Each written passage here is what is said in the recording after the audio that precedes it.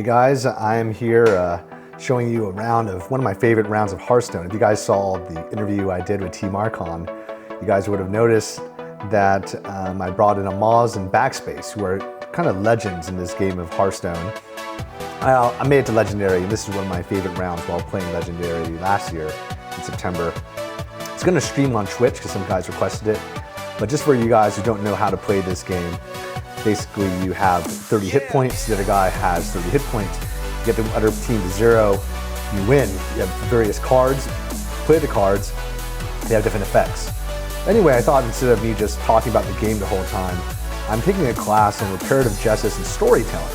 I have a lot of opinions about the former, but let's talk about the latter, which is basically a memoir assignment. So for Harvard today, my master's program, I got asked to write a 2-page memoir. So I thought I'd just read it to you guys.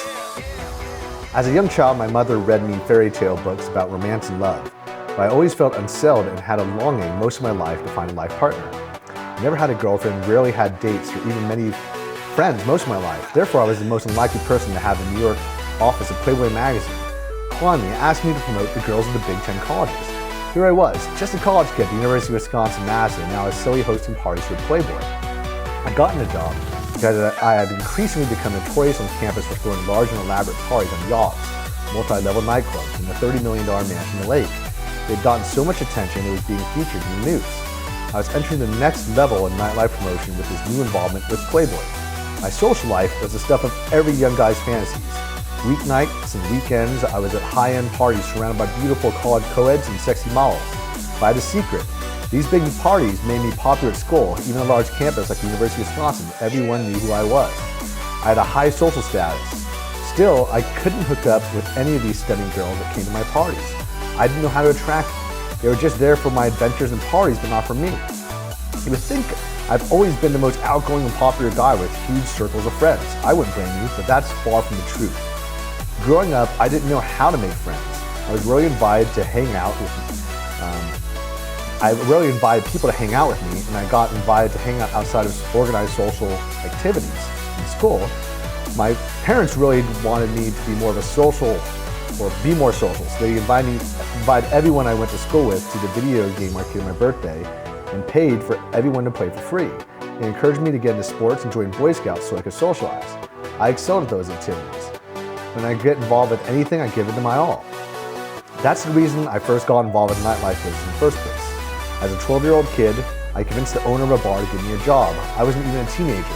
I was already hanging out with bands like Bush, Korn, and Deftones backstage. That was my start.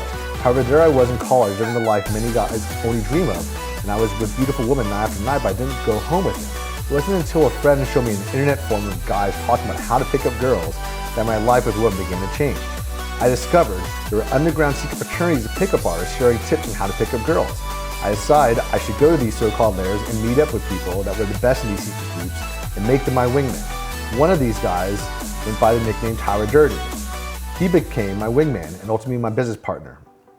I told him we would travel the world meeting other players to see if they were good with girls and invite them to join our fraternity. Our first trip together was to San Diego to teach a guy how to pick up girls and get paid to do so.